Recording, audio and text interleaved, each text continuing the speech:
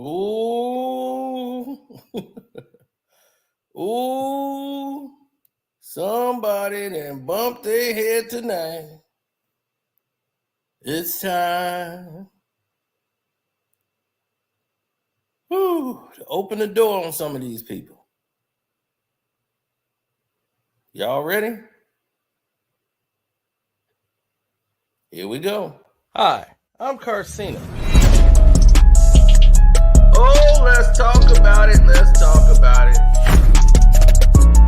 No one knows Karceno and none of these. There's so much going on in the world, and I'm just giving my 2 cents on it. Go in and do a raid at someone's house, but you don't have an arrest warrant for them.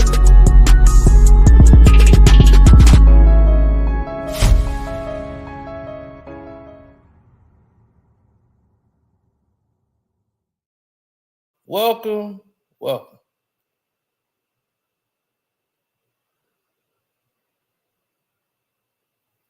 This has been quite a learning experience for those who don't understand this game and what it's about and how information comes. So a lot of people in controlled by a lot of these puppets. And they all on strings.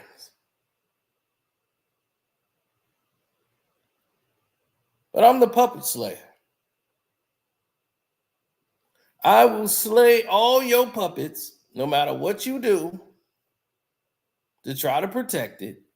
I'm going to slay them. Shouts out to the Patreon members. He said, I finally caught a live when it starts. That's right. So we have to get to the situation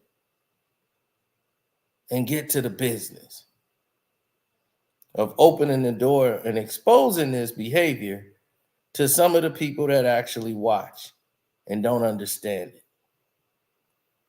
Now, for years, I would tell y'all about Rory and Mal when the whole Joe Budden podcast was falling apart.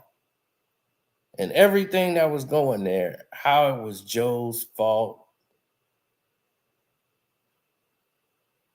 that it fell apart. I explained both sides.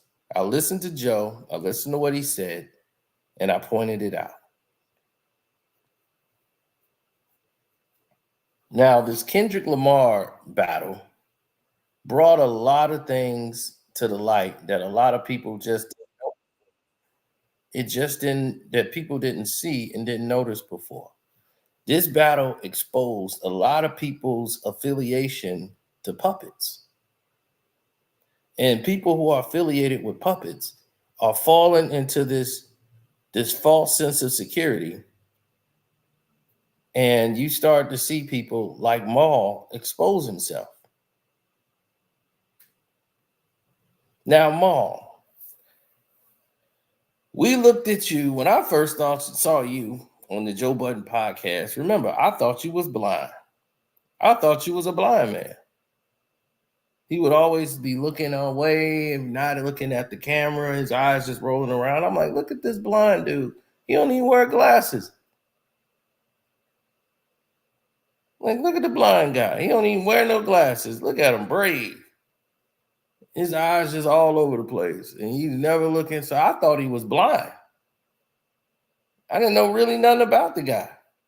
He just came out of nowhere. I thought, man, look at this dude. He ain't using a stick or nothing. This dude just brave. Just out here, the blind guy. So I would watch the episodes and think he was blind. And I thought he was looking at his phone when he had his head down and stuff. I couldn't really see that he was on his phone at times looking at stuff. I thought he was keeping his head down, because the way, he wasn't using his eyes. So he couldn't see. So I'm like, well, Mal blind. So this is us doing a part 1 of this series of slaying these puppets, and we want the Patreons to be in here. We want the YouTubers to be in here. And this is the kind of stuff you get on the Patreon. But we decided to share you guys on YouTube so you can see what it's like starting off the whole day for my whole Patreon. Starting this month off, it's going to be hot. It's July, it's summer. You know what you finna get.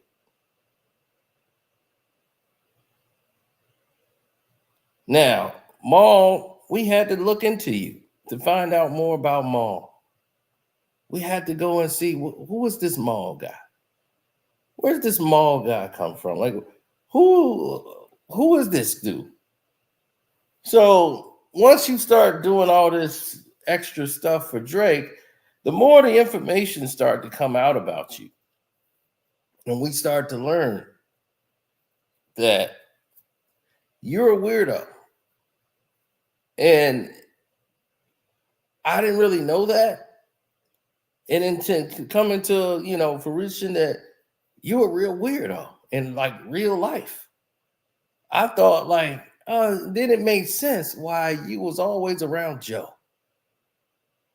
When everybody had gotten away from Joe through his addictions, his weirdo behavior, everything, you stayed loyal. You were sleeping on his dirty, nasty leather couch and wasn't moving. You used to sleep on Joe Budden's dirty, nasty leather couch. You was living with Joe.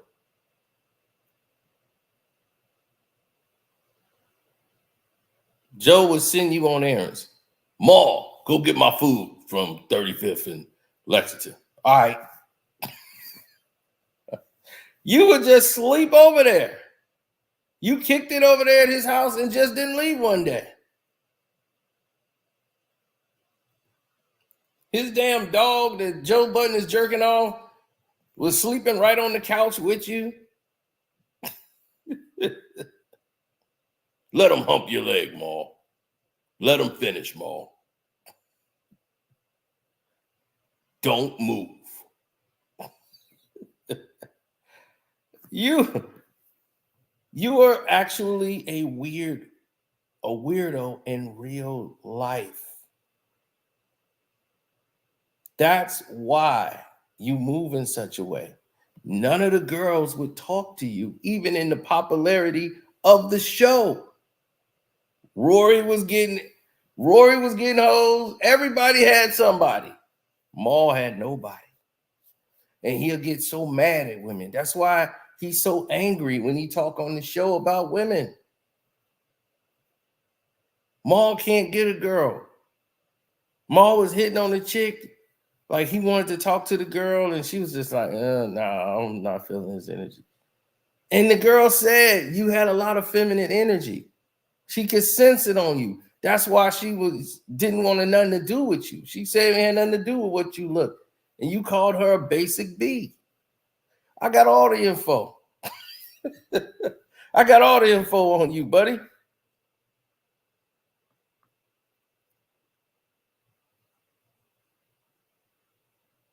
This is why Rory keeps you around, because he knew I just got to replace Joe.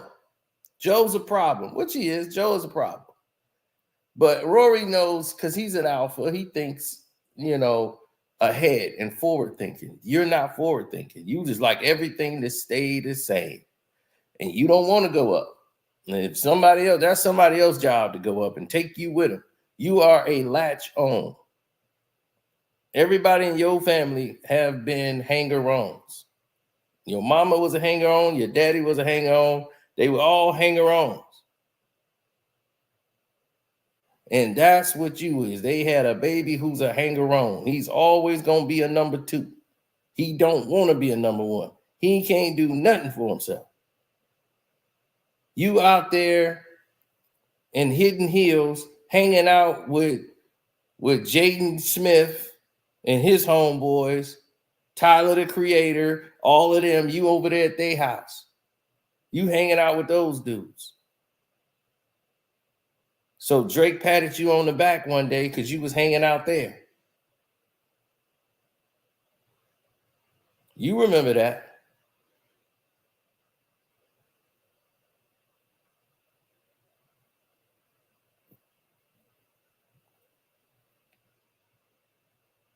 You just want affection so bad that you feel like you got a number two for everybody.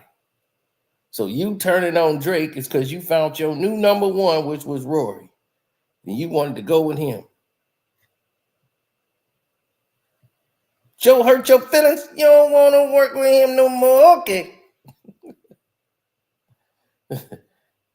So when it gets down to it where the rubber meets the road, we see what Mal is. We see you. For girls. That's you. Who danced like that? Look, who danced like that? You hanging out with Odell. Look, who danced like this? When the beat come on, I ain't dancing like this.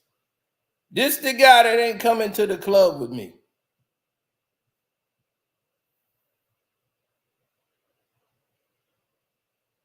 Oh, I'm sorry. Y'all couldn't see that. This thing is blinding. I'm sorry. Let me invite y'all to the party. Bam! Who dances like this guy? Hold on. We're going to take it back for you. Uh-oh, he feeling the beat. There go Drake beat. Come on. Highlight bling. That could only mean one thing. I mean, who dances like this? Who dances like that?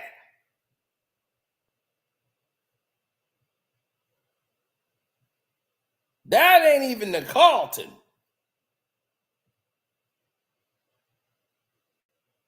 Who let the beat hit them and they go into that format?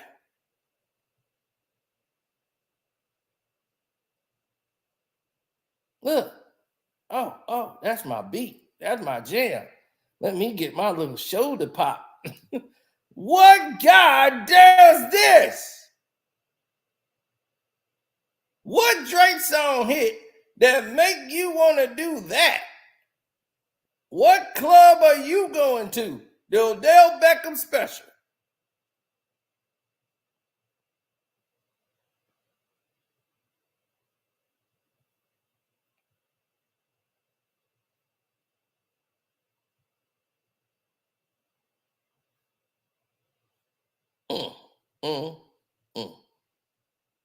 And he goes out caping for Drake for no money, no salary, just to try to say he's down.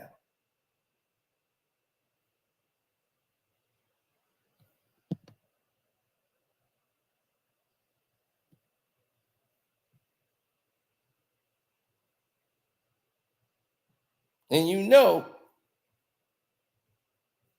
we got spies everywhere, homie. Cino got them spies everywhere. All I got to do is tell them to tune in on you, and we get the information we need. What do I mean by this?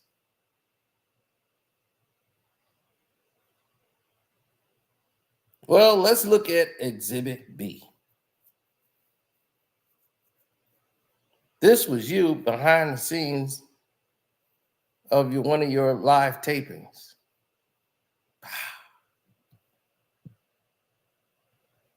You always come up with weirdo ways to hold on to Rory and grab Rory. Why are you grabbing Rory like that? Hold on, let's go back. There we go. Why are you holding Rory like that?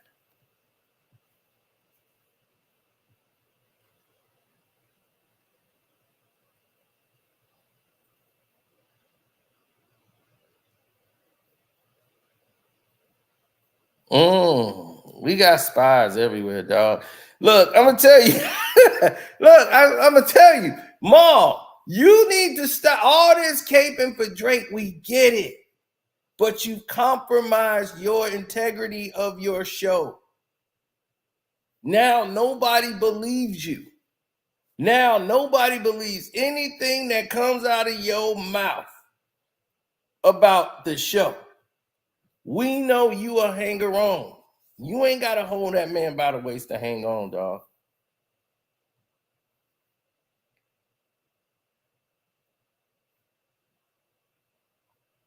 No, the show ain't a flop. It's actually a good show. It's a lot better than Joe Budden's show. Light years better. It's just that they've run into an impasse. They're getting to where they're improving the show. Before it was going off the Joe Budden beef and all of that. Then it was running on autopilot for a while. Then they ran into an obstacle of they needed a third person. They needed a female voice in there. They need a moderator, somebody that can keep it going. Because it's like it gets dull in there. Those two just talking about themselves, and there's nobody to move the conversation forward. So they fixed that problem. They got a female moderator in there who comes in with a female's opinion. You know, Mal was the female opinion, and you see why. A lot of feminine energy. You're hanging around with Tyler, the Creator, and all these people down there in Hidden Hills, California. You sleep on their couch.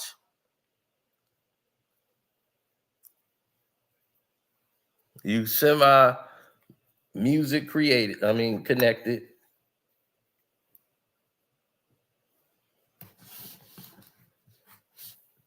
And that's what you're dealing with when you're dealing with Mal.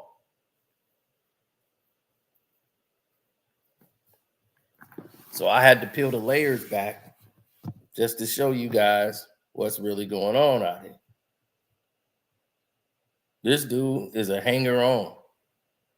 Been doing a lot of weirdo activity.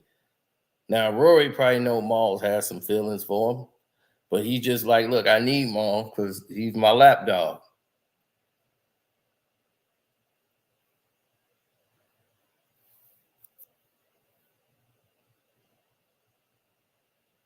He comes from a long line of hanger-ons. That's Mal. See? Comes from a whole line of hanger-ons. And if he feel Rory's going to leave, if Rory leave him, I don't know what's going to happen to Mal. You're going to find somebody to latch on to and be their number two. He come from a whole line of Jeromes. He not Morris. He can never be Morris. He's a Jerome.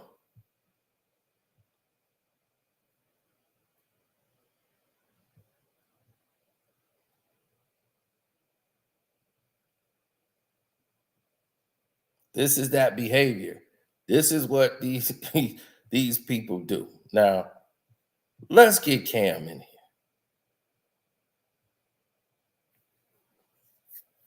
Because we need to speak about Cam for a minute. Now, y'all know we love Cam. Cam and Mace on their show, outstanding. Love Cam and Mace. But both of them took an L when it came to this whole prediction of this beef. Now, these are two rappers. Mace better than Cam, but Killer always held his own.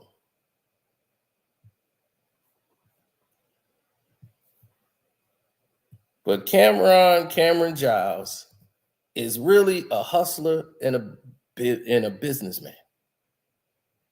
Cam. Listen.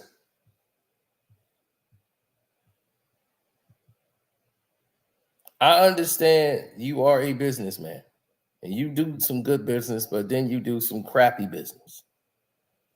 You're building a media empire, and I'm with you on it. But brother, don't get compromised for the dollar in relationships. You didn't want to bump heads with Drake. Just say that. If you and Mace didn't want to bump heads with Drake, say that. Just say, I don't want the smoke. I don't want him to get mad. Some of the people here got relationships with Drake and all this. I don't want to rock the boat. Just say that. Don't be a puppet, man. We got love for you. We love your show. We love what you and Mace do, but don't compromise your integrity for a relationship. If they can't understand what you doing, then don't do it. I know you run plays all the time. The whole CNN thing was a play. Now, you might never be back on the show again, but that's not going to hurt you now. But it's a play. A lot of the stuff y'all do on the show is scripted and, it's talked about before it goes on. It's a lot of stuff that had to happen. But you're a businessman. And it was good business to team up with Mace and do what he's doing. And y'all got back together and came back to making money. And the fact that Jimmy's cut off, Jimmy's bad for business.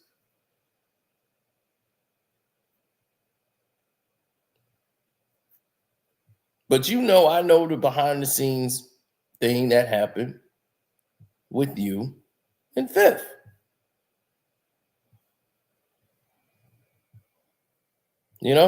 And that's what people don't really get. This is a hip hop battle.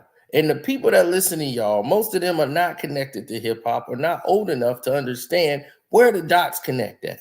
And if they can't connect the dots, people are stuck.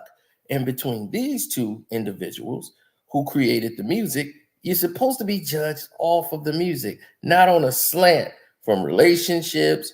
We're going to do this because this guy here is the star guy. We cool with him. Mace, quote unquote, wrote for him. Now, me and Mace had tons of conversations. In Champagne Sloppy, you came up in one of those conversations. Quite a few times, actually. And this is before the beef. Now, I'm not going to divulge that conversation. But let's just say, Mace very well. And we'll just keep it at that. Now,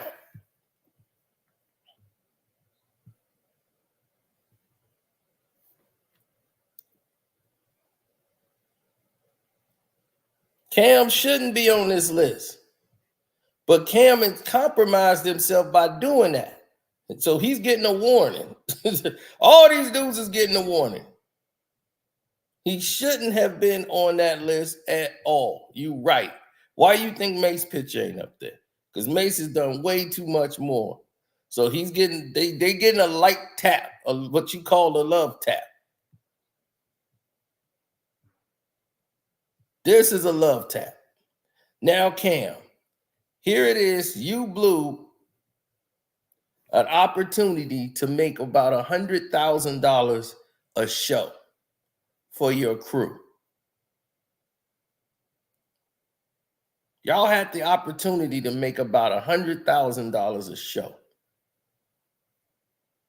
Now, to some people, they's like, okay, this is an international tour that would have taken Dipset to the next level. You screwed that up. And the reason you screwed that up is because you was doing bad business. You had did an independent deal with Koch, and you was there with the guy, that Raymond from Koch, and you had talked to 50 Cent before he went on air. Y'all decided y'all was going to run this play. You was going to call into the show and say a few things, and y'all was going to go back and forth and had this Dipset G-Unit thing. And it was going to set up the tour like we going to have Dipset and G-Unit on the same tour. And then we're going to battle it out on stage. This whole thing was orchestrated by 50 Cent and you. Well, mostly 50's idea. And you were supposed to follow suit. You decided to take it. They should have given you a script. You went way off the rails in that conversation. You went way off the fact where, and this was many years ago, I'm just giving you a bad example. I'm giving y'all an example of bad business. He goes ahead and starts this whole line of, hey, Curtis, how much did Mobb Deep album sell? Hey, Curtis, how much did Lloyd Banks sell? Yeah, Dipset, that's the movement.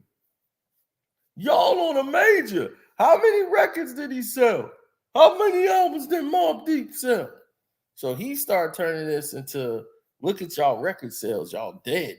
And it was like he was going off script and using the opportunity to come after G Unit.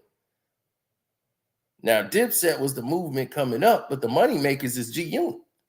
So it's like, look, Lloyd Banks got more money than Jim Jones. Like, what are you doing, Cam? You about to turn this into something else.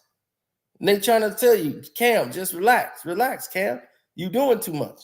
So they had to get Cam off of the radio. He was just doing way too much. Then he was filming like a Dipset commercial on the other end. He had went way off the rails of what they agreed to do. Now it would look foolish if 50 was to take them on tour and Jimmy now. And now you messed up the deal where Jimmy was going to go on tour. He was still Dipset, but he was finna tour. He had the hottest record in the world. This was the reason that Cam was getting all the push, because Jimmy was Dipset, but he had the Ballin' song, which was the hottest song in New York. It was the hottest song in the world. Everybody was ballin'. So they was taking that international. Jimmy was finna really blow. And you messed that up for Jimmy. But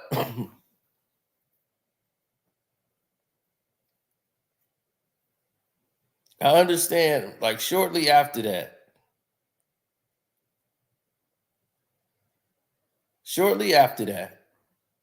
Cam's mother had a couple of strokes.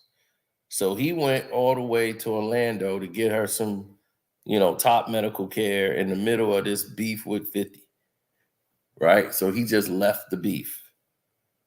And he went somewhere else. Like he went to Orlando. But he's also the CEO of Dipset, and he owns a lot of these contracts on Jimmy and Jewels. He's the CEO. So Jimmy, he can't make a move. Jewels is out here like, we can't get in contract with Cam. Hell Rail, all these dudes like, look, where's Cam? Somebody's got to be in control here. We got opportunities, but we can't go because Cam got to, take care of business, and he wants to take care of his mom. He abandoning his job and position in business.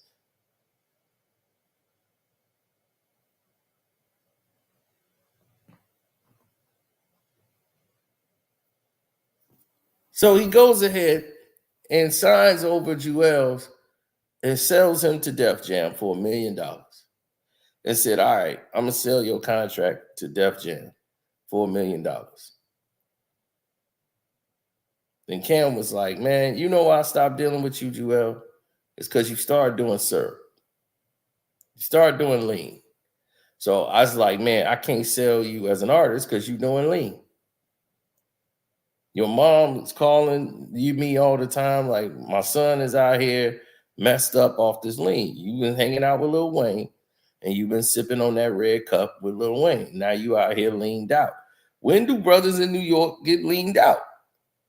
And this is at a time when it wasn't regular for that to be happening. We don't do that. That's some Houston stuff. And y'all out here getting all leaned out, and I'm supposed to be giving y'all money and doing all this, and you out here getting leaned up with Lil Wayne.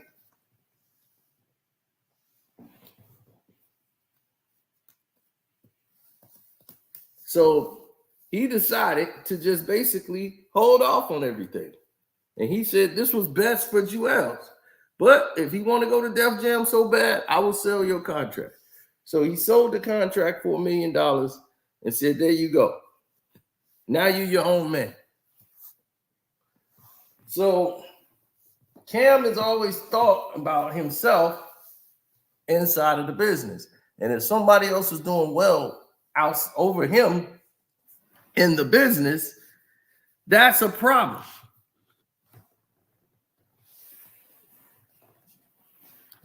And Jewels and Jimmy were coming up. Cam seemed like he didn't like that and held their careers back. Not me. I don't understand why Jim Jones was even popular to begin with. But that's a New York thing. In New York, Jimmy got style, man. Nobody dressed like Jimmy. Like he dressed like a bum wearing fancy clothes. You smell me? One-eye Willie, Goonie Goo Goo, One-eye Willie. I was like, man, I can't listen to this dude for 10 minutes. It's too...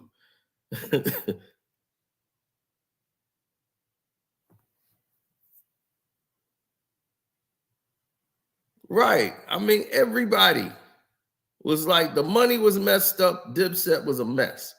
That's why it never popped off. We got Killer Season, the movie. We never got Killer Season 2. We never got any of this Max B and all this. These people fell off because Cam didn't know how to handle and balance the business.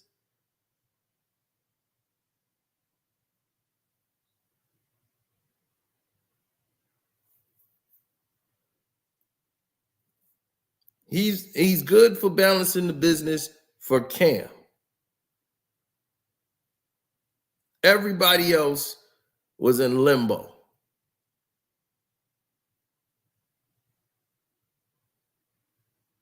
So I understand right now he don't want to cause no waves. He's just going to do his thing and stay and toe the line and just be a media conglomerate. And it's much success to you. But I do fear but Mace don't want that like that. You know, like he don't really want the spotlight like that. But if Mace was the biggest thing on the show, like become bigger than Cam on the show, like it's just Mace, I can see Cam's ego handling that too much without him having a part of it. But Mace don't even want it like that. He don't. But their view on this whole battle was compromised. They were compromised in this whole endeavor.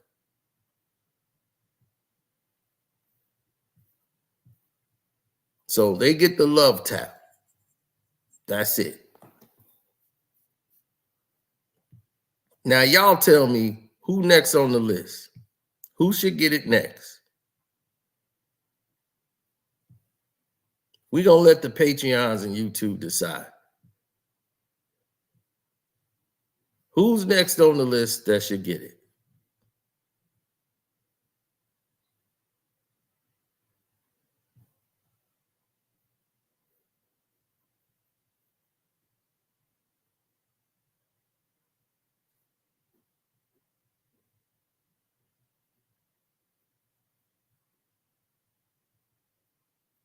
Oh, Gillie ain't even up here.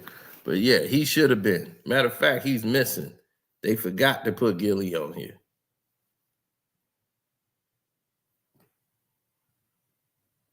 But since y'all said Gillie, let's go to Gillie.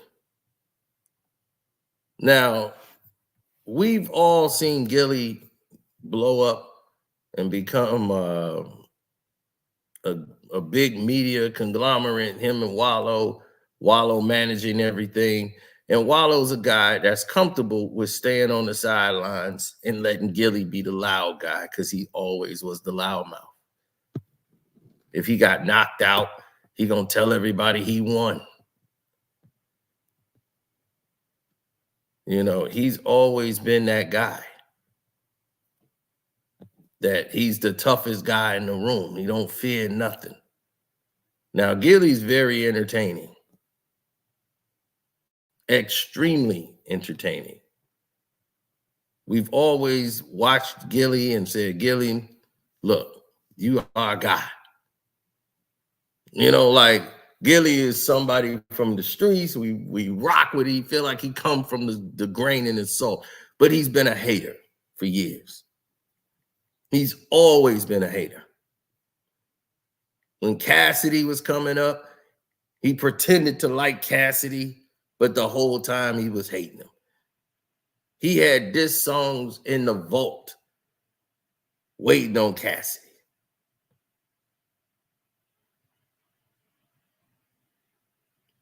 He provoked the beef with Cassidy for no reason.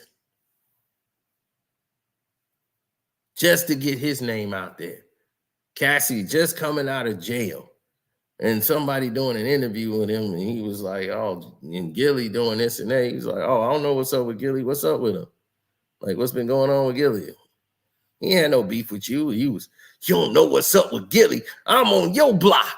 I'm on your block. These your guys. Don't ever come at me crooked. And I'm like, wow.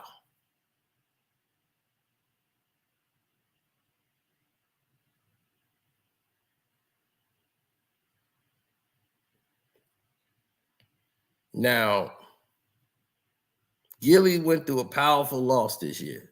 I mean, within the year, he lost his son.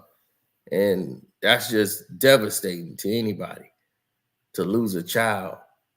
This child's supposed to bury you, not you, burying your child.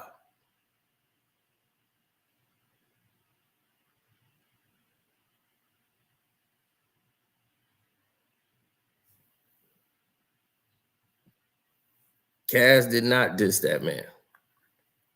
This man took something he said out of context on purpose so he can have a reason to come after him, to try to blow himself up. This man went after Lil Wayne and Baby when he was being paid by Baby. Lil Wayne never did anything to him. But he was blowing himself up to the point where he was blackballed in the industry. Nobody would deal with him. The podcast space and the internet saved Gillie. The Jay-Z deal compromised it with them because they didn't sign with Jay. All this stuff came back to fruition with Gillie.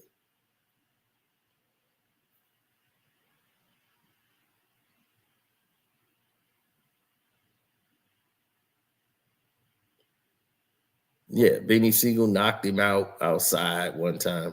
It was just one of the things that had to go down. But yeah, he's been compromised.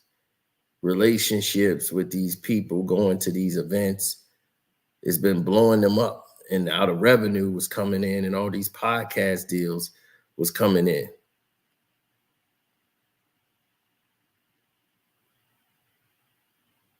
Now, all of a sudden, Gillie's just moving in a different light. Everybody know you capping for Drake. Talking about Drake won. You a battle rapper, Gillie. You know better. You a diss head. You know better. You know that boy ain't come close to winning that damn thing. This dude running like he making all this sappy music now. His whole confidence is gone. That boy need a teaspoon of pull, boy.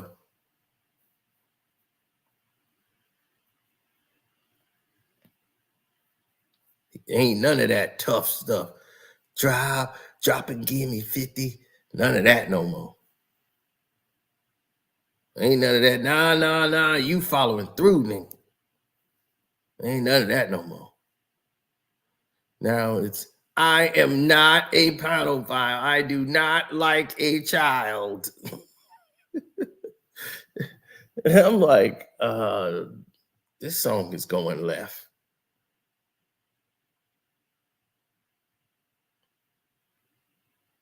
Took an L, broski. Took a big L. And you disappointed me with your takes. You disappointed me, Gillie. You made the same mistake Cam and Mace was making. You compromising your position and your integrity and morals for connections in the industry. You want to keep those lines of connections open. And it's not helping you. The public ain't fooled. Nobody gonna buy the fact that this dude didn't win. Everybody know he lost. So all of y'all saying, wait, man, we rode with you to the end. What that gonna do for you? Get you a junior G-Man badge? Drake ain't gonna cut you off.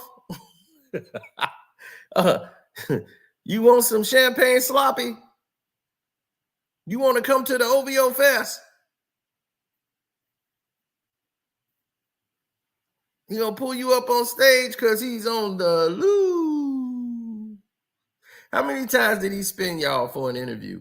You know I know why you doing this, right? You want that Drake interview real bad. And he been saying he was gonna come on your show. What was that, like 3 years ago? Y'all check it out. I'm gonna be on the show soon. Still waiting on that Drake interview,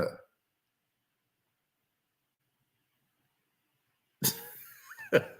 Keep waiting. You're embarrassing yourselves.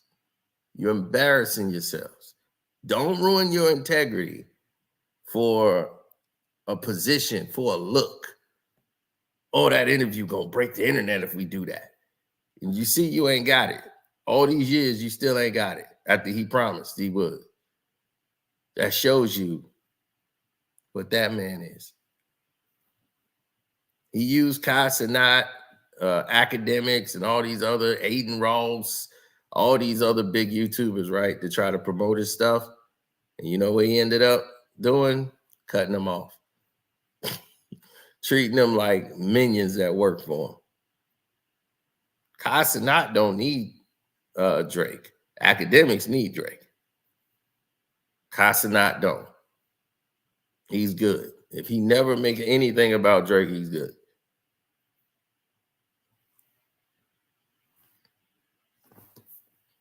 We just gotta watch it, because if you don't call these people out, they're gonna continuously do what they do. And I'm just letting the people know this is exactly what it is, and it does nothing for you. You're not gaining no popularity with this. You ain't going nowhere with that. Gillie, you compromised. And that's the truth.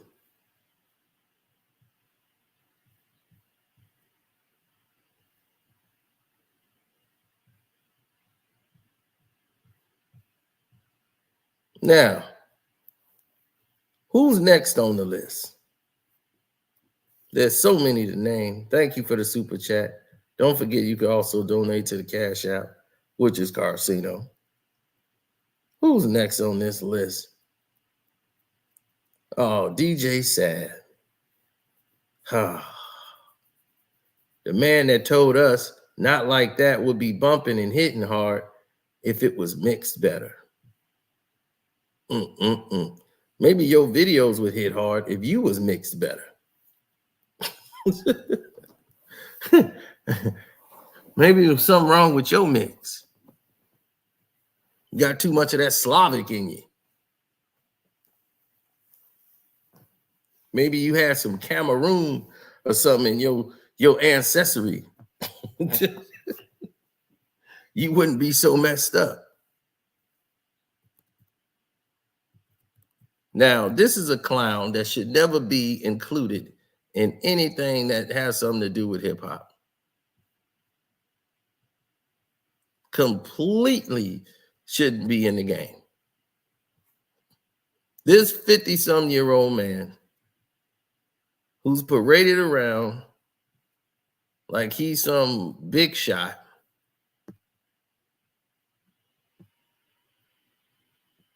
came in this game and screwed it all up, making videos that salaciously sending black people to jail, used in trials and criminal courts to this day, is now sticking his face out a lot because he realized he 100% exists because of us. We're the reason he makes his money. Without us, he can't make any money. He don't do any interviews where he's making videos where it's him. He's got to interview somebody. The other person in the chair makes him his money.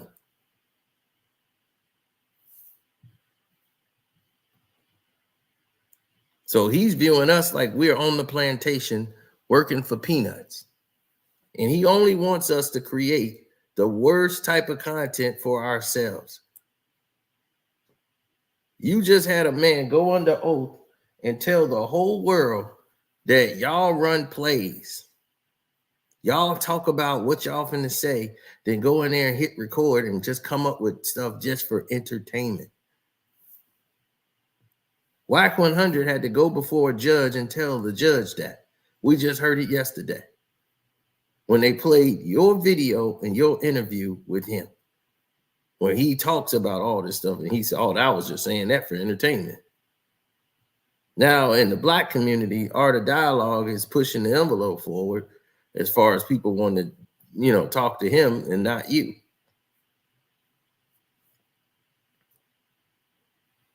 Now, tell me how a bald Ukrainian guy, because that's what you really look like without wearing that doggone, that dog hair on your top of your head.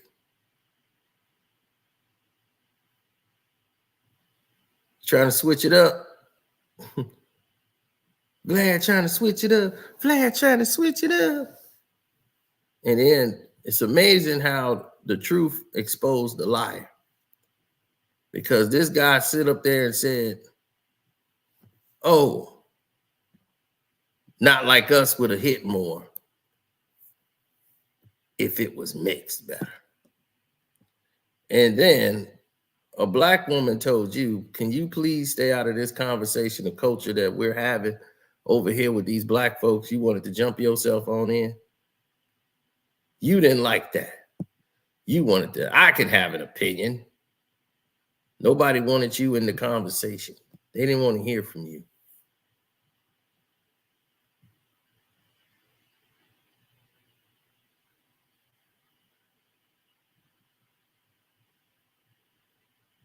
They didn't want to see your dog beard and that fake rug you got on your head now with your little makeover. Went and put this little fake rug up there. Does anybody in the real world believe this is his hair? His hair started way back here. This is a fake rug that he didn't put on top of his head. Then dyed his, he didn't dye his hair. Look, you can see it's all gray going down. Then it's turned brown when it gets here. You dye your eyelashes. You dye all this brown. Still trying to hang it to stay in the game, huh? You're a slum. You made all your money off of adult film stars like Pinky and didn't pay that girl a dime. You didn't give her nothing. You gave her nothing but pennies on the dollar. He didn't come up off of hip hop. He came up off of the adult film industry. Your studios is in Van Nuys, right down the street where they make all the films. West Coast Productions, all of them, all on the same lot, right down that street in Van Nuys.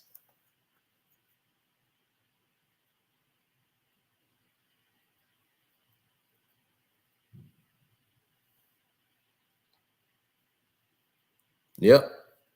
And you had all the adult, you had Sarah J, you had Pinky, you had all of them on there. And only the Rick Ross lawsuit got you the money to go ahead and get all the stuff you needed to buy your equipment so you could rent the studio space and start doing these interviews.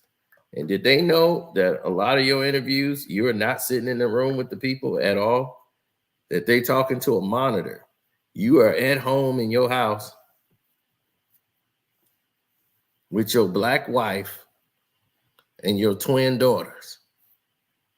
Oh, I know you, Vlad. Oh, I know you. And you think you could talk about Black people because you didn't marry some Black woman in the industry. What was your Black wife doing before she met you? What did she do to work, Vlad? Why don't you show her? Why don't you show your twins?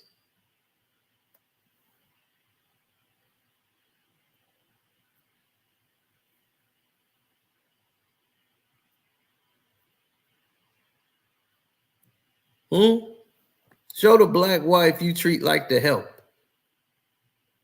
She got to stay in the house. She got to do what you say do at all times. Show that.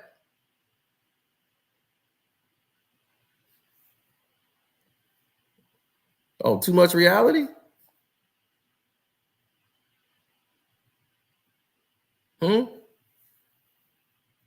Was your wife an escort?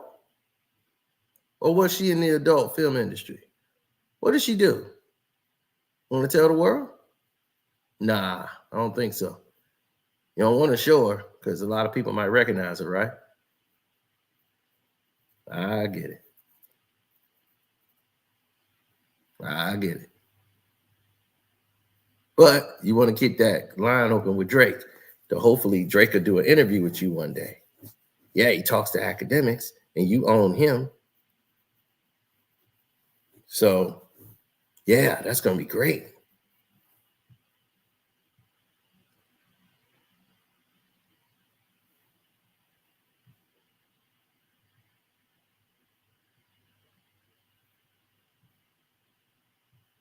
Oh, yeah, we know. We know. But what happened to the escort girl that you asked for?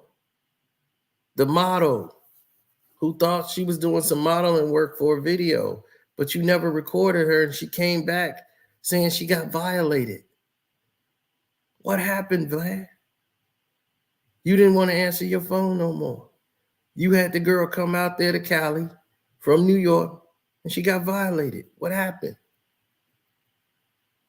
Did she meet up with Drake? What happened? Talk about it.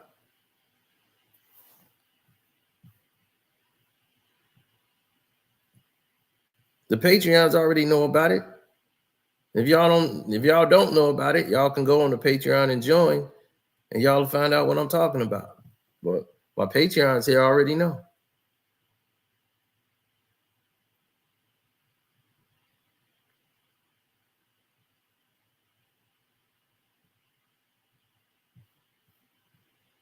Huh, Vlad? You want to tell the world what's going on?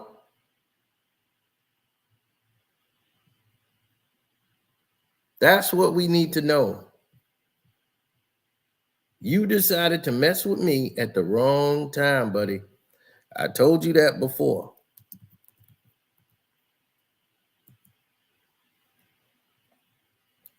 But you wouldn't listen.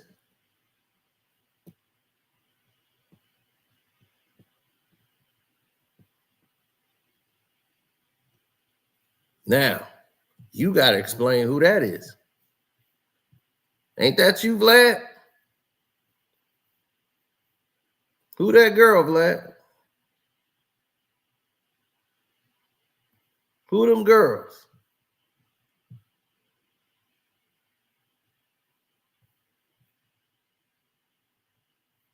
And that's the girl's manager.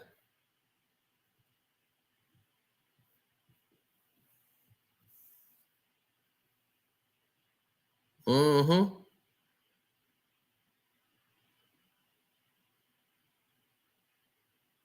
Yeah. Valentino told you. Didn't you call him and say, send me that girl? And he sent you the girl?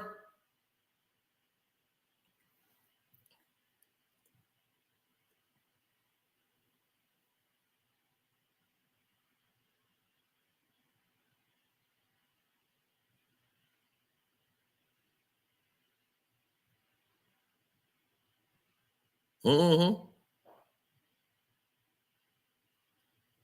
What did I tell you, Vlad? I was the wrong one to screw with. I'm not Akademiks. I told you that.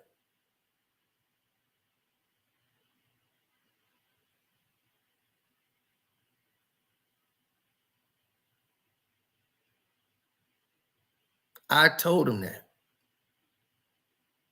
Now, when these people don't listen, these are the acts that bestow them. This is bigger than Kendrick and Drake. That was the gasoline to just explode the flame even further, to expose their corruption in this business. They got the wrong people in control of this whole event.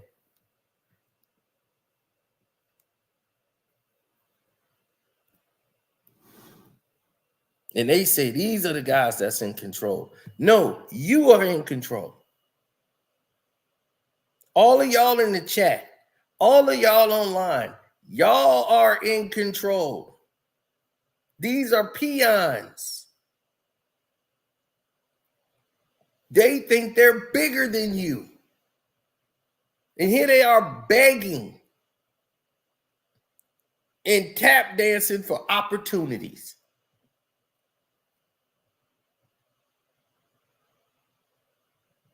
When you are the people that matter. If Drake said, I don't want nothing to do with, he don't want nothing to do with me, ain't gonna stop me. I wouldn't lose a wink of sleep. I'm not gonna let you compromise my decision for what, a scorpion jacket? I'm gonna say Kendrick lost to keep my allegiance to someone that has no loyalty to you whatsoever. But he might come in there and like one of your videos. Man, get the hell up out of here. What do I look like? I'm telling you, sometimes you gotta slay these puppets. And that's what's happening here.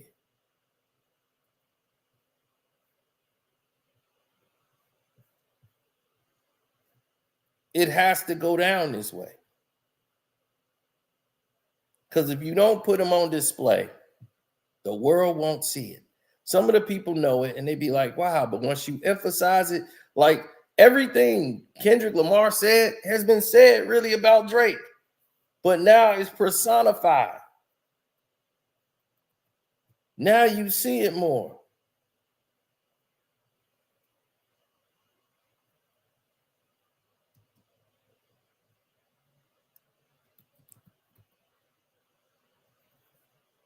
Mm-hmm.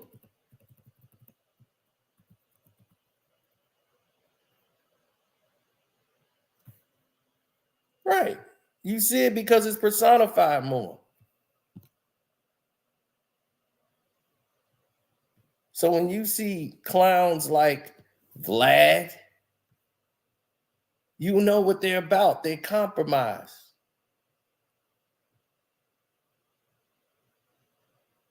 And this is what they get. This is what they all deserve. So if you're a Patreon member, this is what you get on the Patreon. Y'all getting Patreon material here on YouTube. Straight like that. So nobody's going to ask questions.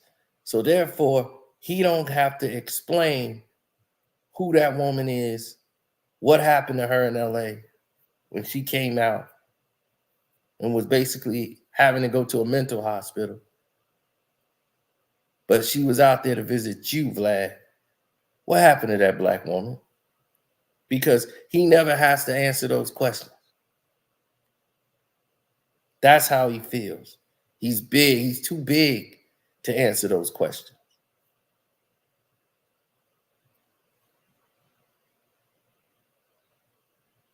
In Akademiks, his puppet, his dog. Let's talk to you. You became a puppet of a white man, a Jewish white man, who gonna lead you out of obscurity because Joe Budden left your fat chipmunk ass behind. Well,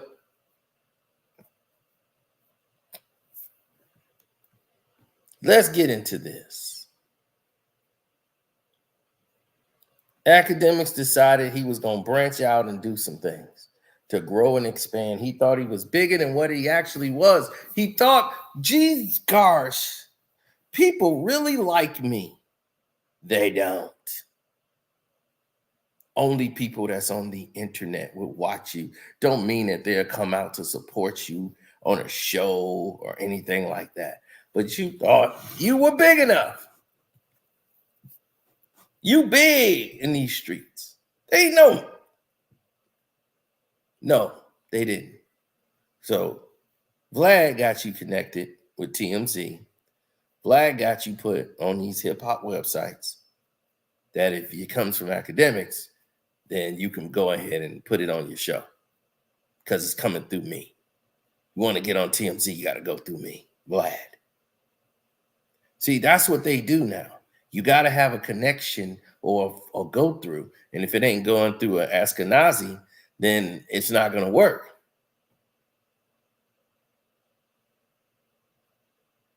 Right. You got Theodore Chipmunk out here running these plays. Now, his podcast was a failure.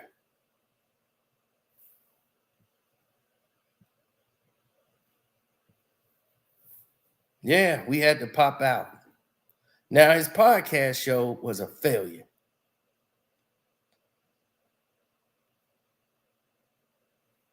Now, he came out with all this big budget, had the studio down in Miami, and thought everybody was going to care about these syrupy ass rappers. So they inflated the numbers, but you know what inflated numbers get you? No money. So you had a deal with Spotify, and that fell through because Spotify is like, look, these fake views don't really count to money. We're going to only count real views to pay you. So you can fake all you want. It ain't going to mean anything.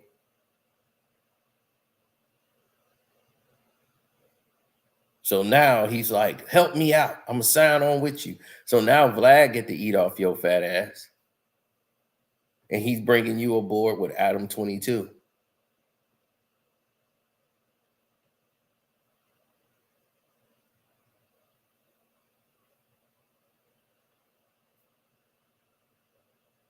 Now you have to ask yourself, why are they putting these people in power? These people are only in power because you will give them the power. Once we cut their water off, they done. They think they bigger than you until you cut their water off.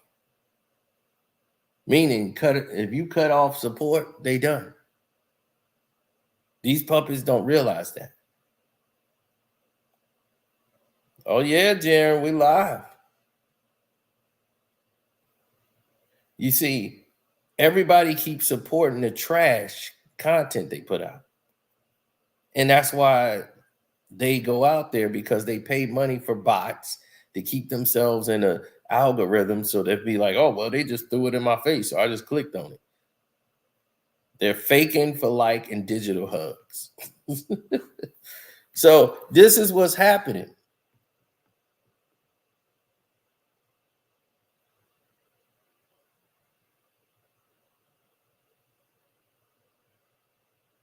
Right. He's like a hamster on the hamster wheel. But you can't turn back the clock, Akademiks. I know who you are. I know what you are. You're a parasite who thought that you can make fun of people dying in my city. And you are at least responsible for at least 5 deaths in the city as is.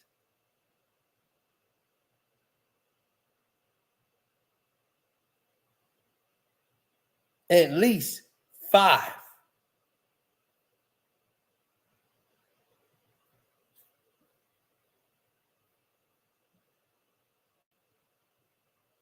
So if you don't think that means something in my city, and you think because you did some stuff with Chief Keef and all that, dude, you really got problems. You just don't see it yet. But you, my friend, have problems. I don't know if there's a way out for you, but you are not safe everywhere in this city. So if anybody tell you you good, they must gonna drive you directly to their spot, whatever, and you paying for that safety. But I wouldn't even play with my safety like that. You are not good here.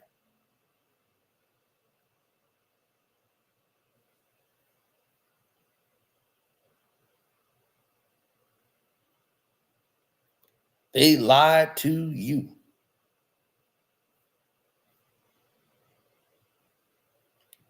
This dude was all King Von, and everybody from Chicago was using Vlad platform because they wanted the views and hits.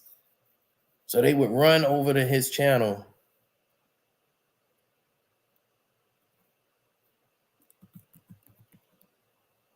Yep.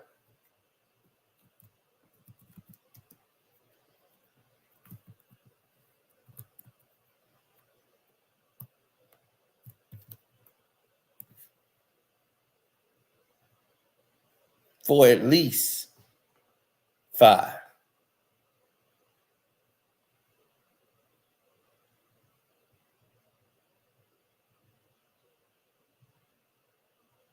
No, because once you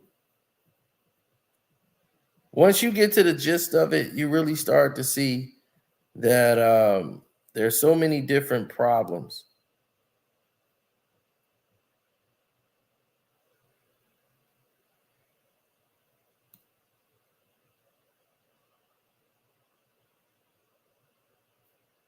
Yeah, it's a lot of different response.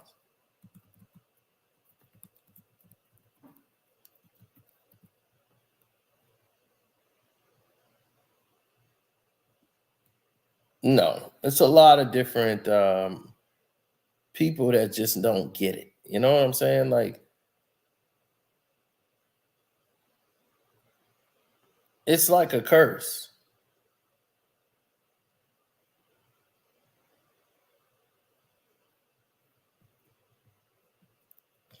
He was with King Von and all those dudes. Then as soon as Von dies, he rolls and jumps over to Quando Rondo. Immediately after the death. Now you want to interview Quando Rondo and run over there.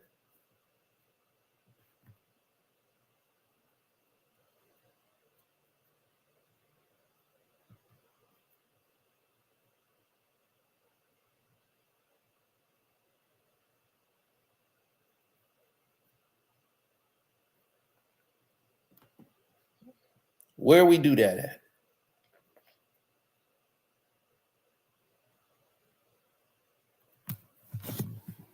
Then you like, oh, I'm cool with Lil Durk. Lil Durk and them cool with me. People got to start saying it's good for business. He good for business. These are the type of clowns that bring you down.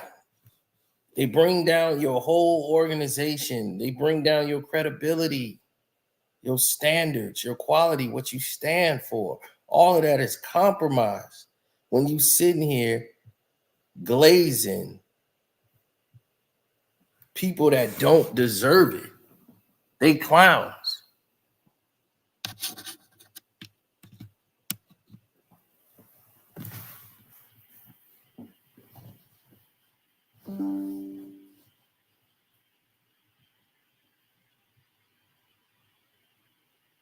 Akademiks and Mal is like the same person. This dude grew up in his basement.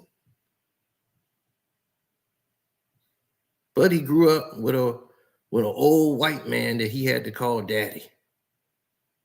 His mama came to the country and left his fat ass behind. He was too fat to get on the plane. They had a weight limit. So he left him behind and he couldn't come back till he was 10.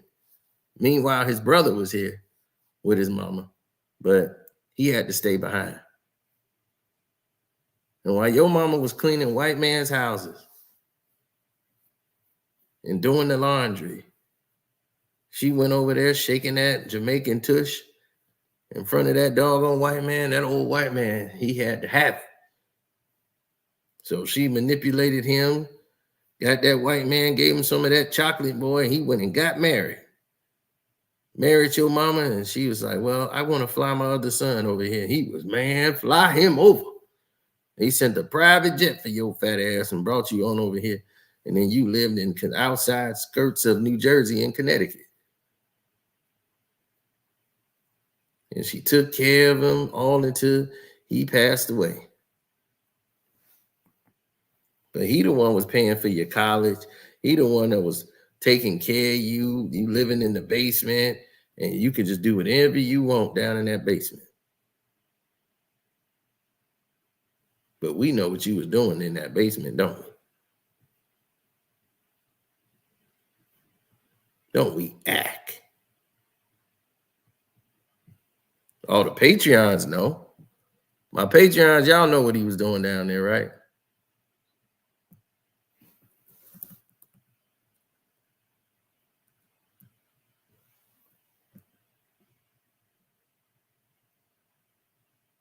See, you got to know what time it is.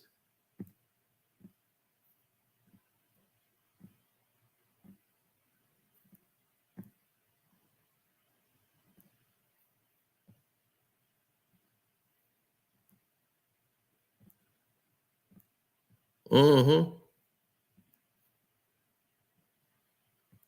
Well, he knows he screwed up.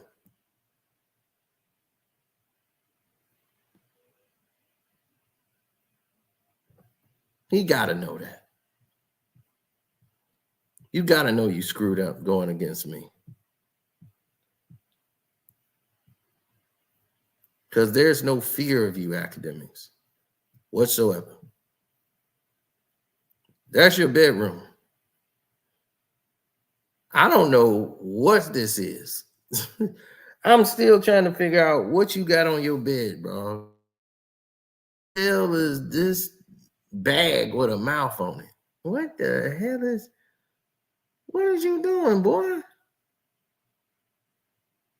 Is this some freaky VR stuff? You get high and get on VR, and what is this mouth with the bag? What the hell? Oh my God, Akademiks. What do you got going on in your household? Mm, mm, mm.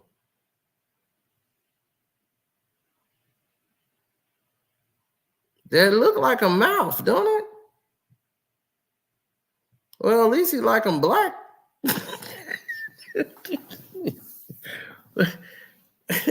Wait a minute. Is that a mouth with a... That's a mouth. That's a mouth with a shower cap attached to it. With some VR stuff. What the hell? Oh my God, boy. I tell you, Patreon is something else, ain't it? If y'all ain't on the Karceno for Life Patreon, y'all missing out.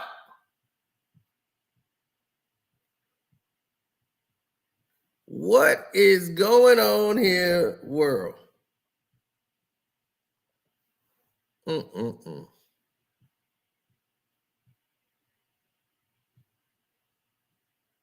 Wow.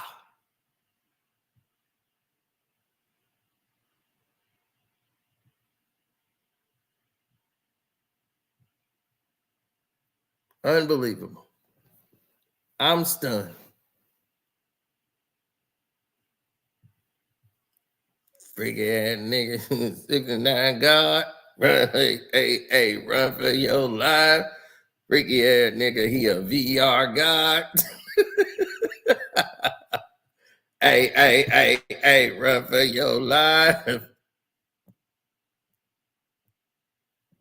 Oh my gosh, dude. Come on.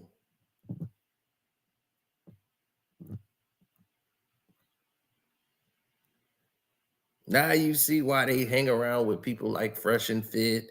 They always angry towards women. Always angry, and when it comes to women, abusive to women, abusive behavior towards women, whether it's verbal or whatever, because they've been shunned it. They've been turned down. Women don't look at them. Akademiks can't get a woman unless he paid for it. We know that.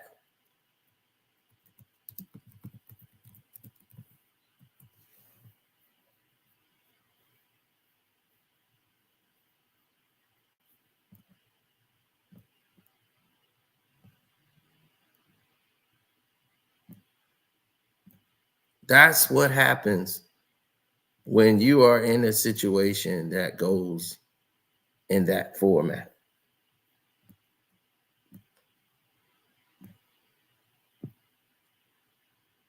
Mm-hmm.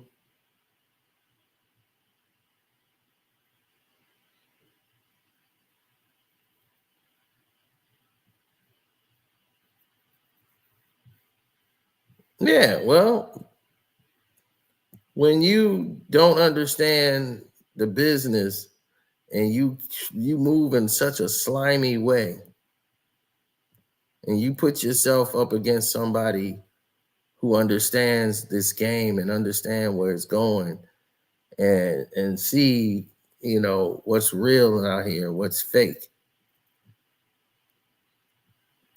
You kind of get the gist of what's happening. These dudes are puppets sent there to control your whole views, and he never atoned for that war in Chirac series. He made fun of people dying in this city. And once he got called out on his own show, that's when he wanted to atone for it.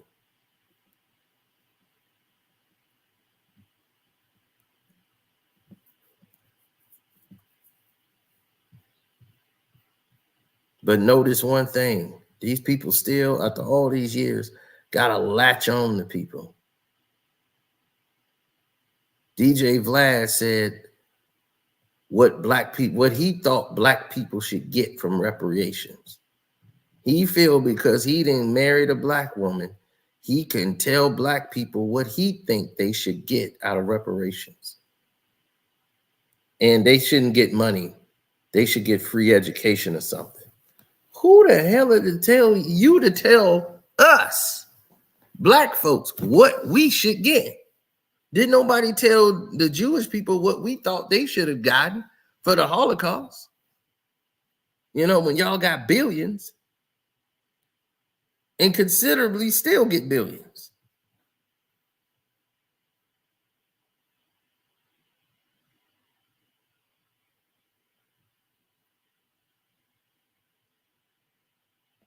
That's what did it for me. I was already didn't like him. That confirmed you will never be in my, you would never come back from that with me. You will never come back from that with me. And if we ever saw face to face and had a conversation, that's coming up.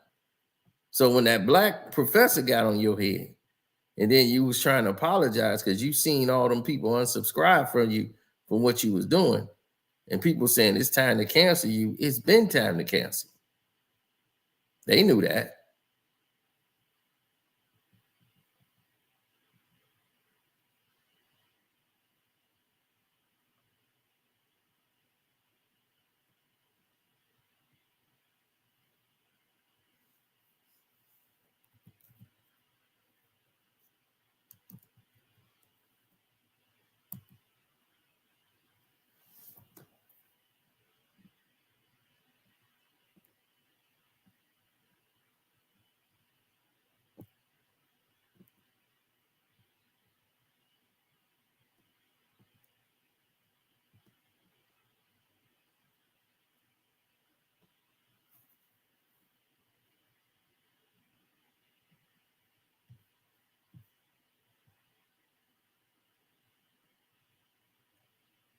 Mm-hmm.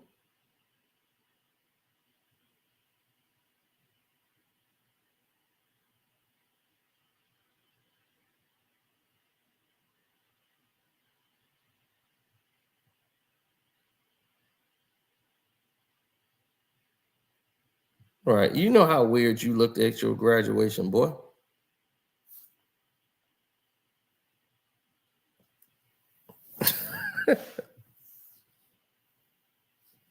Yep, that's him.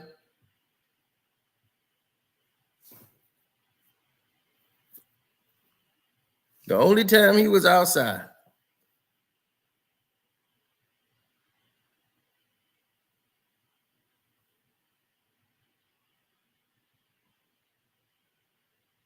Damn. The only time you was outside. Told you, we know you, boy.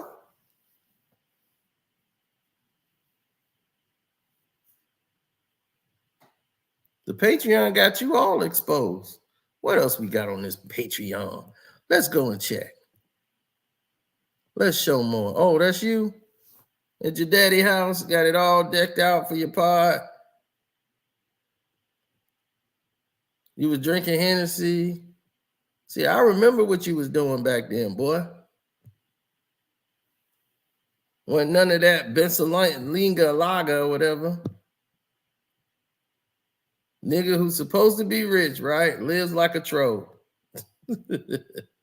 Look at him. Look at his house. That's his basement that he was living in. Look at all that. Sloppy. And where he at? On the floor.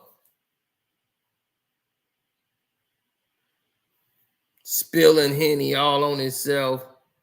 Degenerate. What the hell the waits for? Empty water bottles.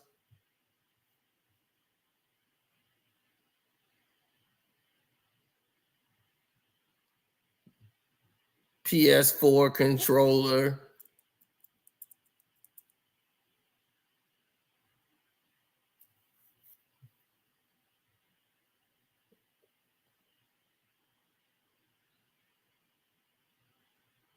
Mm-hmm.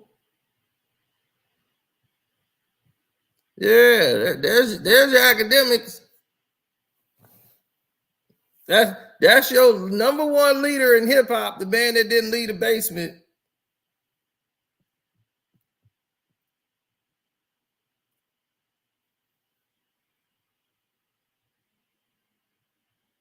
There you go, sipping his hen, playing on his little screen TV in the basement.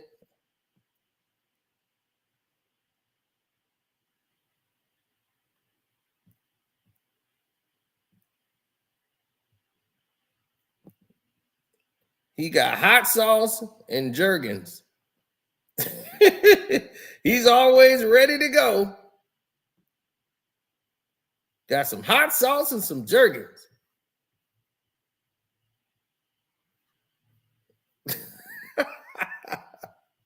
There you go.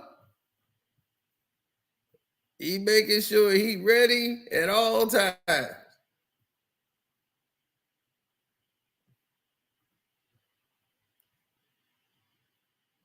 Boy, putting the hot sauce on it too, boy. You living dangerously.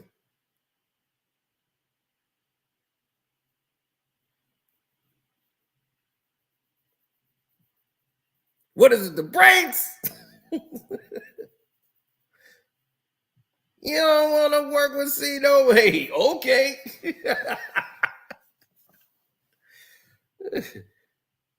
He like it spicy.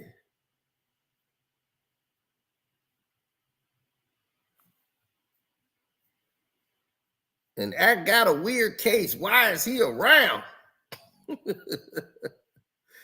Oh my goodness. Weirdos.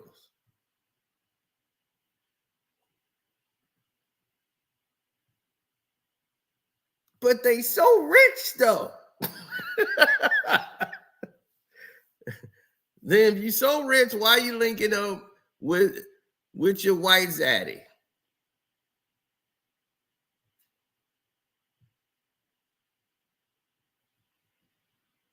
That's right.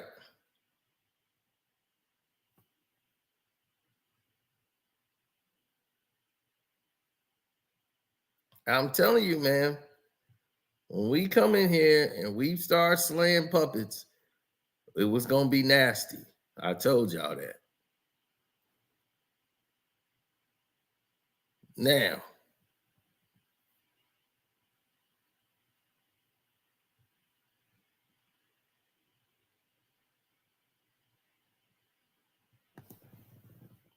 let's continue the onslaught. Now, for some weird reason, we have to deal with certain situations that don't normally,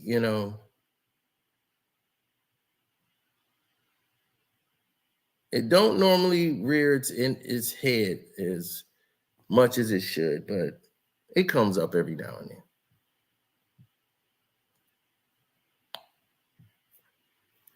You got people like Stephen A. Smith and Shannon Sharp.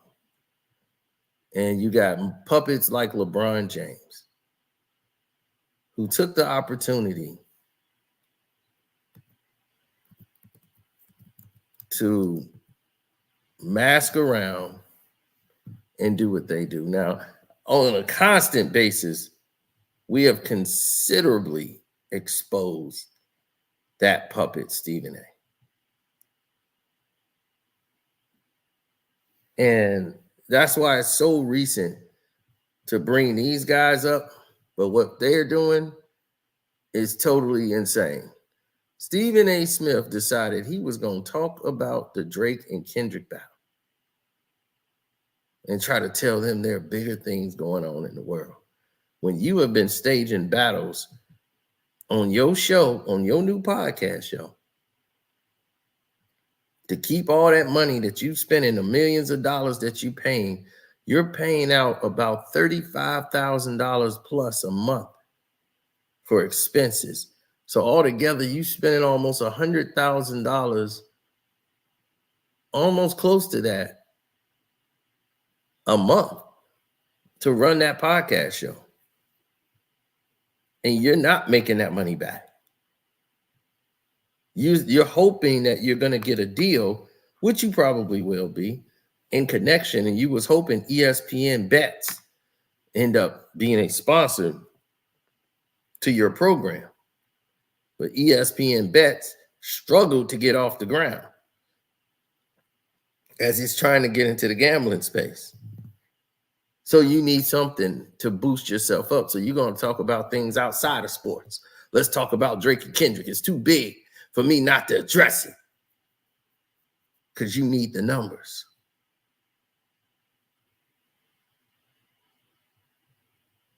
See, my problem with all of these people is they feel that they're bigger than you. They feel that they're better than you. They feel that you are unimportant when they need you to survive and live. Without you, they're nothing. They're nothing in this game. If you don't watch them and pay attention to them, they're done.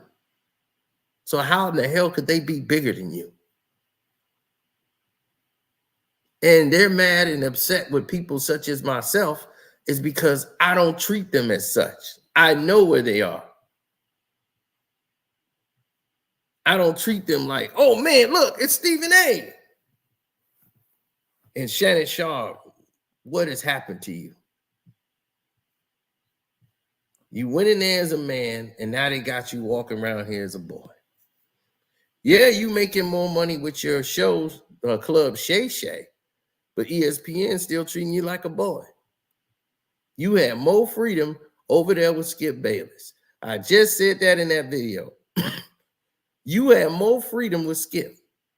Have y'all noticed y'all ain't seen the Unc character on the show no more? You ain't seen no cigarellos on ESPN. You ain't seen no Henny on the table.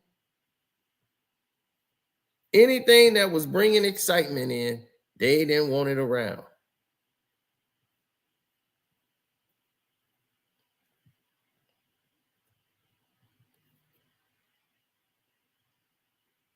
They wiped the slate clean. And LeBron James, boy, you code switch like a motherfucker, boy. That boy switched gears like a 10-speed, don't he?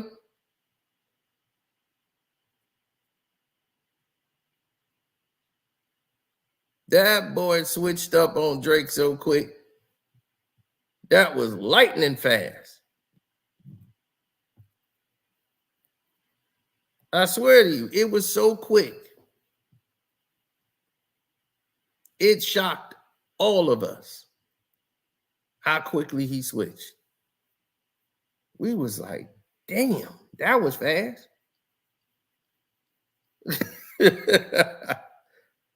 All because he got daddy issues. Stephen A. got daddy issues. His daddy didn't love him and always wanted to win his dad's approval, and he never could.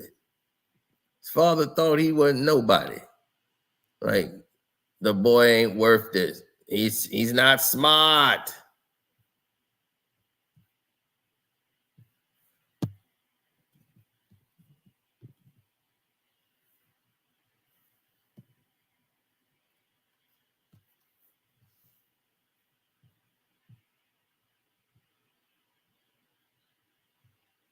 And look at the thumbnails.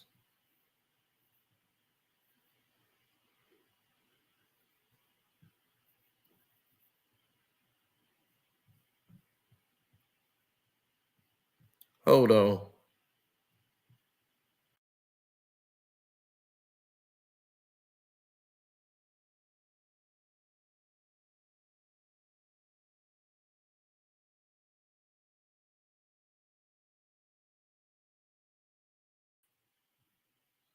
All right. Can y'all hear my voice?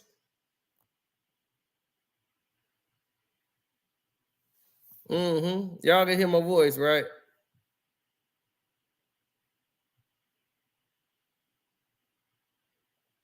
Okay, cool. Because they was messing with my audio for a minute. Hit the like button too, if you didn't already. Yeah, make sure you hit that like button. Because they playing games out here. Oh, they playing big time games. Yeah. So it's no biggie. Like we told y'all for years what they was doing out here.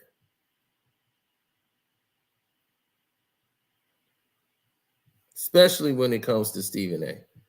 Because Stephen A knows more than anybody. We have been on his head from the jump, and it didn't rest.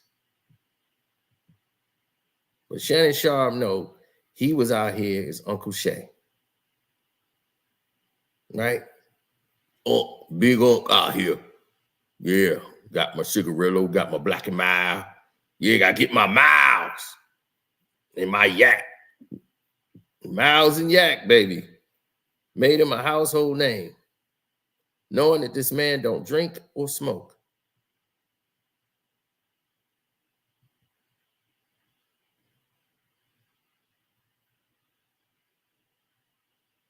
Then LeBron's going to blow fire, mad at everybody who don't see things in his way. And they kiss up to him. Then I told you what was going to happen when the white boy showed up. I said, when Pat McAfee get there, they've been showing you ain't worth nothing, boy. Pat McAfee had to cuss you out and let you know, hey, who the F you think you talking to? You an employee of ESPN. I don't work for ESPN.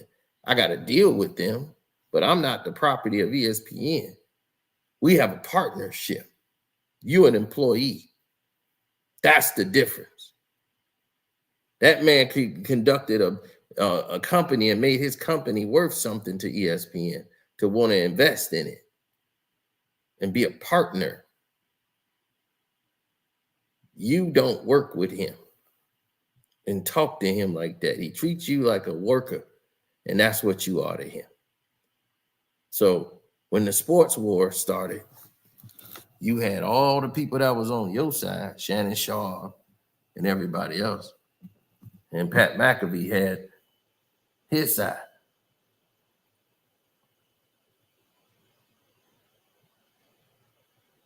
And you see why your side makes minimum dollars and their side makes the maximum. Troy Aikman, Tom Brady,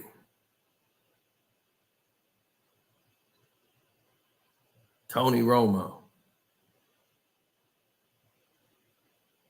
Pat McAfee. And you found out he making way more than the 18 million that's on the table. Stephen A should have just taken the 90 million. Why he didn't take the 90 million? Because he's a fool. He want to extort ESPN and said, I'm the face. Without me, this thing gonna fall apart. You can't trust Shannon to be the face. He's unstable. I'm the one that keeps him in check. And you let them keep you like a scared boy on the show. Shannon Sharp moves so scared on the show, it's unbelievable. And Stephen A, we all know there ain't nothing you gonna do for Massa. We know ain't nothing you won't do for Massa. Ba-dum.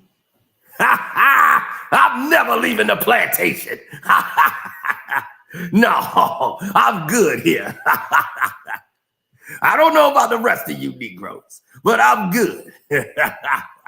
Yeah, I'm good. So ESPN offered you less millions than Pat McAfee. And boy, oh boy, oh boy, you couldn't take that.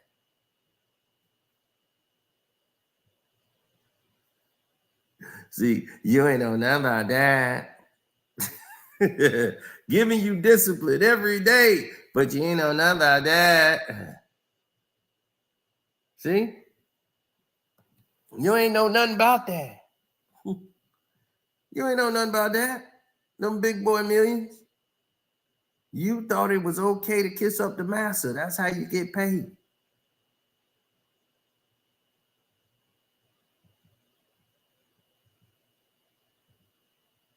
If I kiss up the master, that's how I get the big dollars.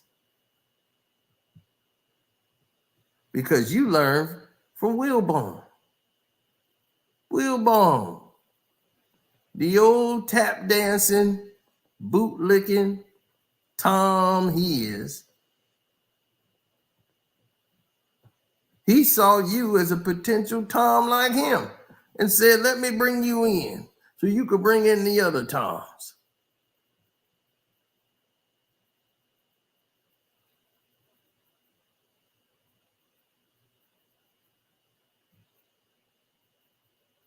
Yeah.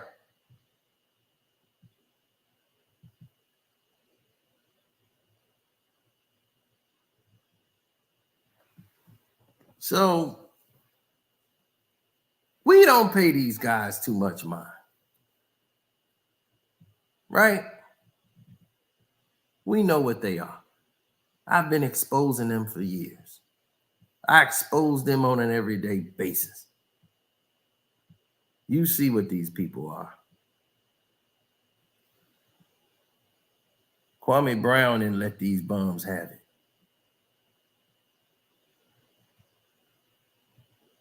We already know what they are. Now, when we look at the scope of things and we start to see for ourselves what's the big picture,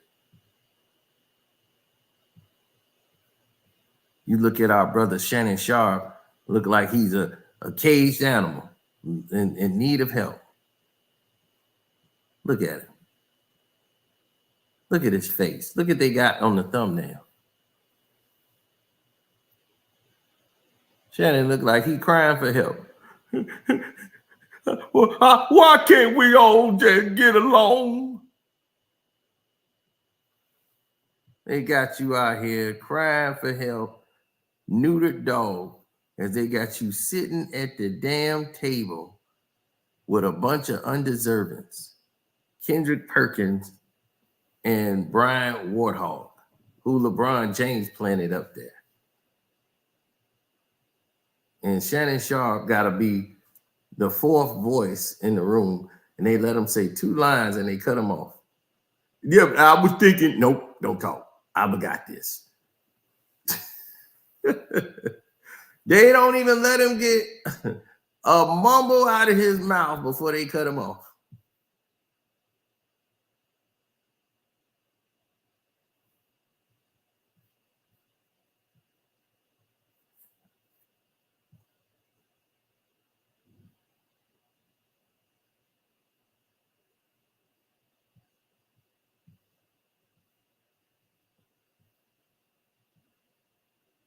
Look at him.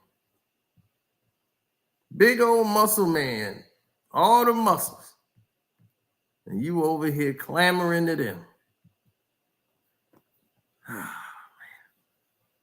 Well, hopefully this gives you a clearer understanding about these puppets. Oh, whoa, whoa, whoa, whoa, whoa, whoa, whoa, whoa, whoa, whoa, whoa, whoa, whoa, whoa. We got one more puppet out there. I forgot about him. Champagne Sloppy. Champagne Sloppy. We almost forgot about you. Where is you hiding at? You the ringleader. Champagne Sloppy is the ringleader to all of these puppets.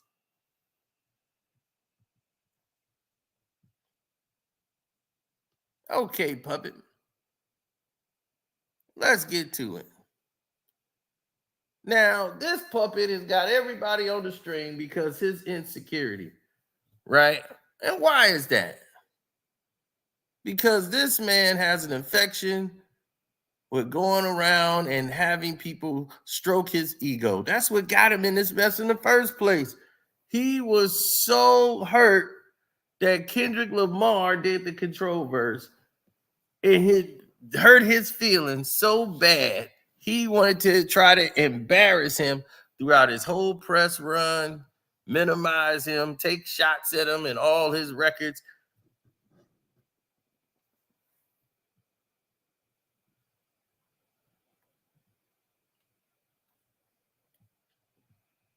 And now you the biggest gangster goon in the industry. You holding people hostage.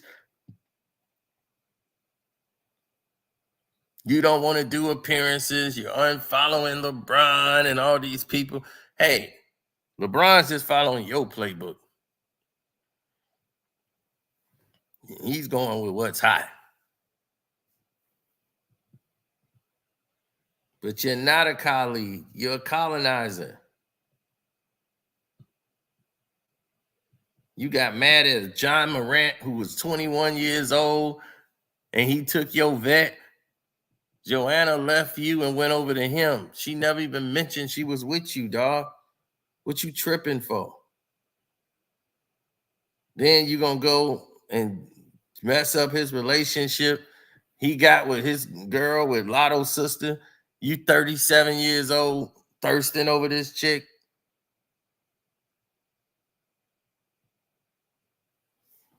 You got Stephen A out here all confused. He don't know how to report on this because he don't know a damn thing about hip-hop. But he out here strutting around like he do. Look at him. Yeah, look at me. I know hip-hop.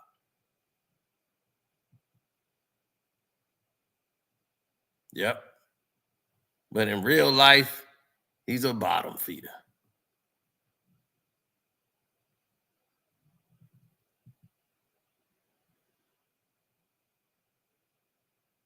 You got all these dudes looking like fools.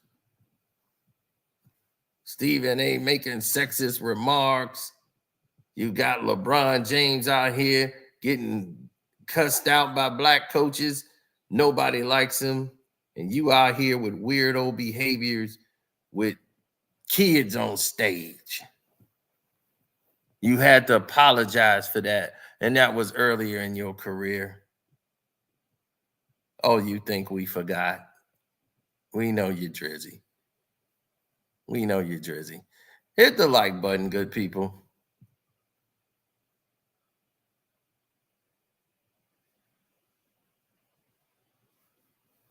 Ain't no off nights in Uncle Drizzy's house. Oh, Drake album pushed back.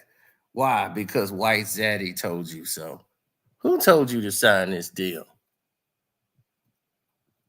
Didn't Kanye say he got a rich baby daddy named Lucian who keeps giving him money?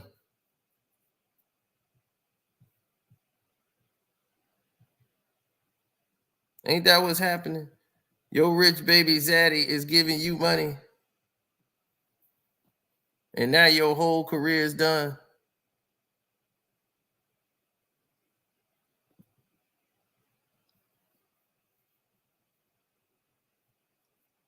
And when you dropped this diss track, it was the worst decision in your life.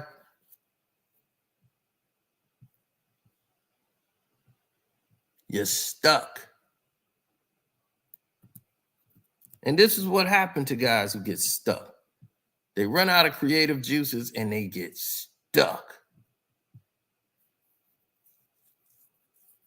Now, you wanted to work with Kendrick Lamar and you got mad he didn't return your request for an appearance. You wanted to do a song called The Big Three, and you, Cole, and him was supposed to be on the record. Then y'all turned the song into first person shooter. That's why he said he was surprised you wanted that feature request. You know we got some shit to address. Now y'all, you know y'all got some shit to address. What's up, Mystery Mermaid? I see you on the Patreon. She just signed up. Don't forget to join the Karceno for Life Patreon for those who haven't.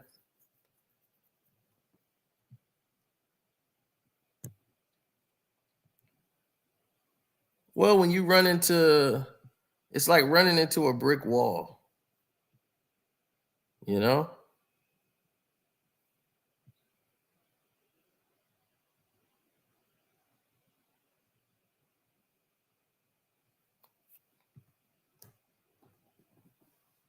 That's what happens.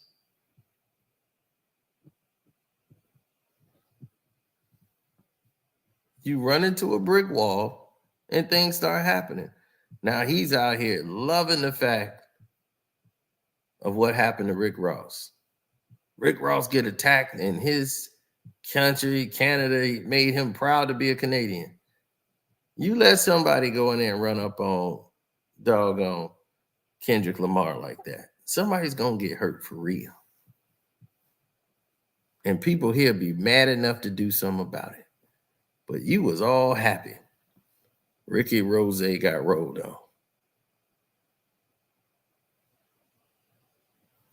Now, I don't like Rick Ross' fat ass either.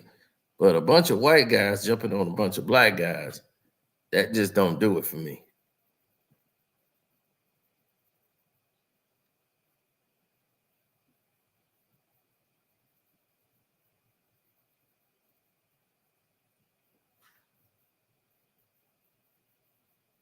Yeah, Drake is liking a video of a white guy yelling the N-word and jumping on a black man.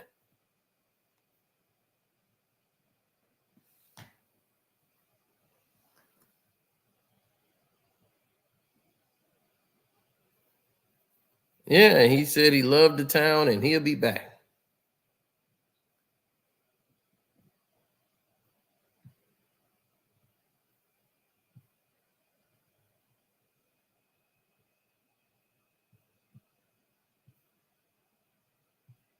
I know, right? So all the rest of Champagne Poppy will be getting exposed on here because we've already been doing that already. So that's where we at right now with the puppet slaying. So until next time, see y'all on the Patreon, Karceno for Life. Shouts out to Kwame Brown, Bus Life. Welcome to HDII TV. Jag Sports with Jose Rodriguez. Damn DPOV.